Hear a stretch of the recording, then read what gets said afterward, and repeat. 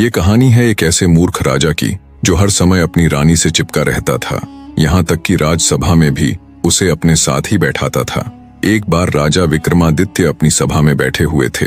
बैठे बैठे उनके मन में अचानक ही एक श्लोक याद आया, तो उन्होंने अपने दरबारियों के आगे वो श्लोक फरमा दिया।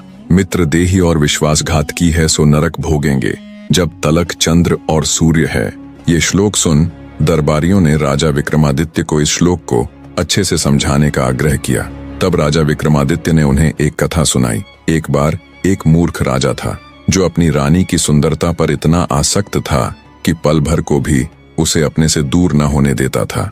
यहाँ तक कि राजदरबार और राजसभा में भी उसे अपने साथ ले जाता और पास ही बिठाता। जब वो शिकार खेलने के लिए जाता तो वहां भी रानी को अपने साथ ले जाता। चाहे दिन हो या रात, सुबह हो या शाम, सोना हो या जागना, खाना हो या पीना, हर समय उसके साथ रहता। उस अज्ञानी राजा को ऐसा करने में जरा सी भी लज्जत महसूस नहीं होती। मंत्री को राजा की ये बात बहुत खलती। वो एक बुद्धिमान और ऊंच नीच की समझ रखने वाला व्यक्ति था। उसने अपने मन में ठाना कि कैसे भी करके वो राजा की इस आदत को छुड़वाएगा। एक दिन राजा को अकेला पाकर मंत्री उसके पास आया और सिर को झुकाते हुए हाथ जोड़कर खड़ा हो गया। उसने राजा से विनती की, अगर आप मुझे जीवन दान दे दें तो मैं एक बात कहूं। मंत्री की बात सुन राजा थोड़ा सकुचाते हुए बोला, हाँ कहो, क्या बात है। आश्वासन पा मंत्री ने बोलना शुरू किया, महाराज, हर वक्त आप रानी के संग शोभा नहीं देते। इससे राजकुल की मान मर्यादा को बहुत क्षति हो रही है। देश देश के राजा आप पर हंसते हैं और कहते हैं। राजा को तो रानी का सौंदर्य इतना भा गया कि वो उसे पल भर भी अपनी आंखों से ओझल नहीं होने देता। महाराज, अगर रानी आपको इतनी ही प्यारी है तो उनका एक चित्र बनवा कर अपने पास रख लीजिए, जिसे आप जब भी रानी की याद आए देख लिया कीजिएगा। मंत्री की बात राजा के मन को भा गई। उसने तुरंत मंत्री को किसी योग्य चित्रकार को बुलाने के लिए कहा। मंत्री ने राजा के कहे अनुसार एक बहुत ही योग्य चित्रकार को राजमहल बुला लिया। वो चित्रकार इतना योग्य था कि चित्रकारी के साथ साथ ज्ञान विद्या में भी निपुण था। उसने अपनी विद्या से रानी का एक अद्भुत चित्र बना दिया। जब राजा ने वह चित्र देखा तो वह चकित रह गया। चित्रकार ने रानी के सौंदर्य की हर सूक्ष्मता को इतनी बारीकी से उकेरा था कि राजा स्तब्ध था। पर जब उसकी नजर रानी की जांघ पर बने हुए तिल पर पड़ी तो उसके रोंगटे खड़े हो गए। जांघ पर बने तिल को देख उसने विचार किया कि हो ना हो ये पहले भी रानी से मिल चुका है। मन में ये विचार आते ही राजा का गुस्सा 7वें आसमान पर था। बने रहे। रानी की जांघ पर बना तिल देख राजा के पैरों नीचे से जमीन खिसक गई। राजा ने विचार किया, हो न हो रानी की तस्वीर बनाने वाला ये चित्रकार इससे पहले भी रानी से मिल चुका है। मन में ये विचार आते ही राजा के तन बदन में आग लग गई। उसने मंत्री को आदेश दिया कि रानी की तस्वीर बनाने वाले उस चित्रकार को तुरंत बुलाओ। उससे कहना, राजा तुम्हारी कारीगरी से खुश होकर तुम्हें इनाम देना चाहते हैं। राजा का हुक्म पाकर मंत्री ने तुरंत उस चित्रकार को फिर से राजमहल बुलवा लिया। जब वो चित्रकार राजा के सामने पेश हुआ तो उसे देख गुस्से से लाल पीले राजा ने झल्लाद को हुक्म दिया, पकड़कर ले जाओ इस हरामजादे को और जंगल में ले जाकर गर्दन उड़ा दो इस दुष्ट की, और इसकी नापाक आंखें निकाल कर मेरे लिए ले आना। ये सुनते ही चित्रकार सहित वहां मौजूद मंत्री के भी पैरों नीचे से जमीन खिसक गई। चित्रकार गिड़गिड़ाया, पर बिना उसकी सुने झल्लाद उसे लेकर जंगल चल दिया। ये सारा माजरा देख मंत्री भी उनके पीछे पीछे जंगल की ओर हो लिया। उसने सोचा, कैसा दुष्ट राजा है जो इतने योग्य, इतने होनहार नवयुवक को यूं बिना किसी वजह मृत्यु दंड दे रहा है। कुछ दूर चलने पर मंत्री ने झल्लाद से कहा, तुम इसे छोड़ दो और किसी मृत हिरण की आंखें निकालकर राजा को दे देना। झल्लाद ने मंत्री का कहा मान लिया और वैसा ही किया। मंत्री डरते डरते उस चित्रकार को अपने साथ अपने घर ले गया। समय अपनी गति के साथ बीतने लगा।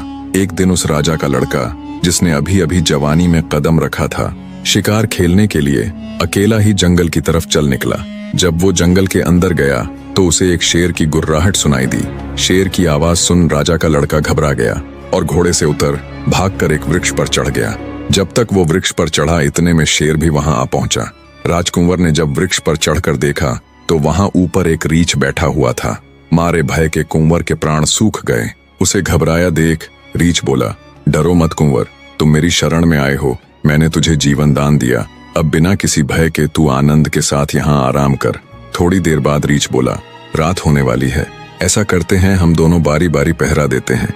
पहले आधी रात तक मैं पहरा दूंगा, जब तक तुम सो लेना, और आधी रात के बाद तुम्हारी बारी। रीछ की बात से कुंवर खुशी खुशी सहमत हो गया। इस तरह राजकुंवर सोने लगा और रीछ पहरा देने। तब वृक्ष के नीचे खड़ा शेर रीछ से बोला, मेरी बात सुन, तू क्यों अज्ञानी हो रहा है?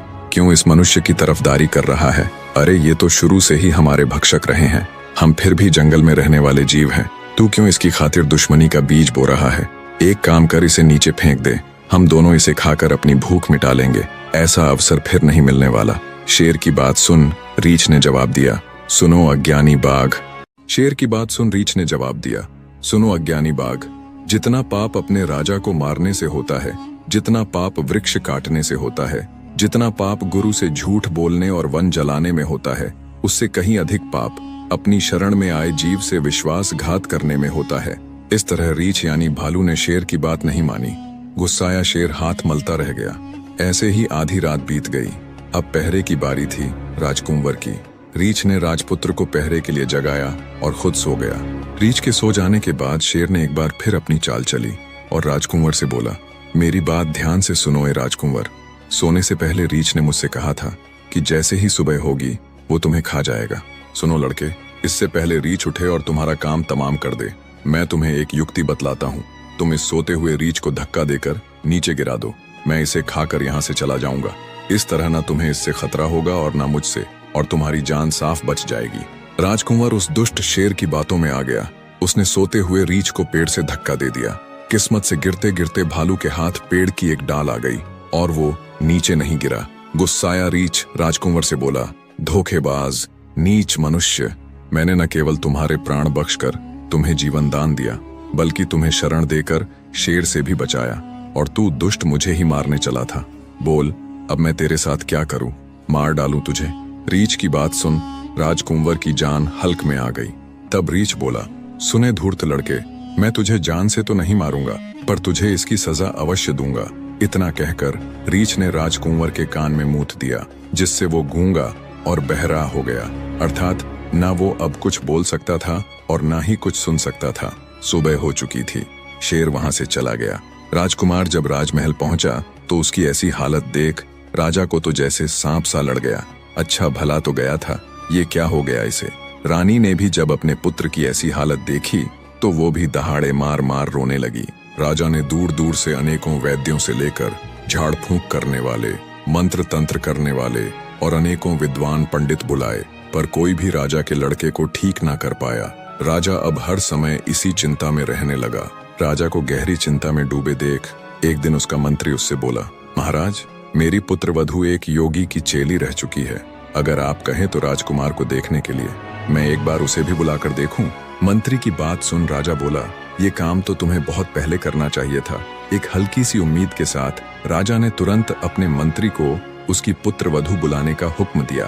राजा के हुक्म से मंत्री अपने घर आया और उसी विद्वान चित्रकार को ये सारा माजरा कह सुनाया और बोला, तुम्हें स्त्री के रूप में मेरे साथ राजमहल चलना है और राजकुमार का इलाज करना है। मंत्री ने चित्रकार की जान बचाई थी, सो वो तुरंत राजमहल चलने के लिए तैयार हो गया। स्त्री का वेश धारण कर, स्त्रियों जैसे कपड़े पहन, चित्रकार मंत्री के साथ राजमहल की तरफ चल पड़ा। जब चित्रकार मंत्री संग राजमहल पहुंचा तो राजा ने अपने बेटे को बुलवा लिया। अब चूंकि चित्रकार ने अपना पूरा मुंह ढका हुआ था तो राजा उसे पहचान नहीं पाया। स्त्री रूप धारण किए चित्रकार ने राजा से कहा, अपने लड़के को नहलाकर चौके पर बिठा दो। राजा ने देर न करते हुए तुरंत वैसा ही किया।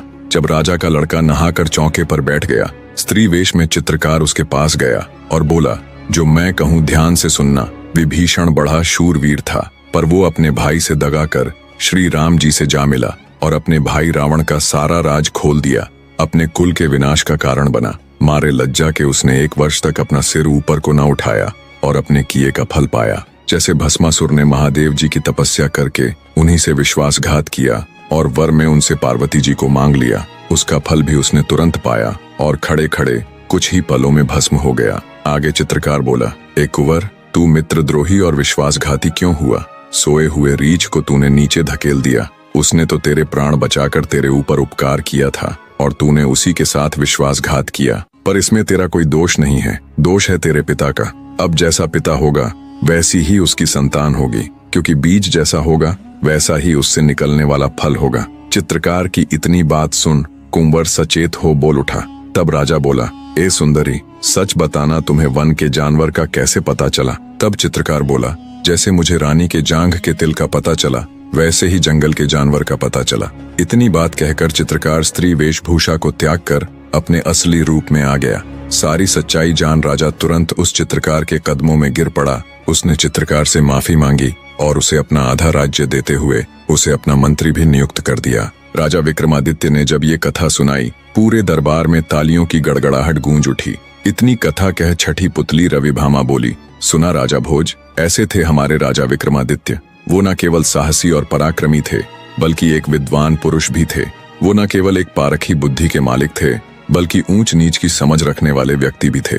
अगर है तुम्हारे पास भी कोई ऐसा किस्सा, कोई ऐसा फैसला जो तुमने आज तक किया हो, तो सुनाओ राजन, मैं सुनने के लिए बेसब्र हूँ। छठी पुतली रविभामा की बात सुन एक बार फिर राजा भोज अपने पैर पटकते हुए बिना कुछ कहे सुने राजसभा से चले जाते हैं। अगले दिन फिर से राजसभा बैठी। राजा भोज एक बार फिर नए दिन नई उम्मीद के साथ सिंहासन पर बैठने को उतावले हो सिंहासन की तरफ बढ़े। पर जैसे ही वो सिंहासन के नजदीक पहुंचे, एक बार फिर दिव्य प्रकाश के साथ एक और पुतली सिंहासन से प्रकट हुई। सिंहासन से प्रकट होने वाली 7वीं पुतली का नाम था कौमुदी। राजा भोज को रोकते हुए सवाल जवाब होने के बाद अनंत सिंहासन से निकली 7वीं पुतली कौमुदी भी महान राजा विक्रमादित्य की एक और कथा का बखान करना शुरू करती है।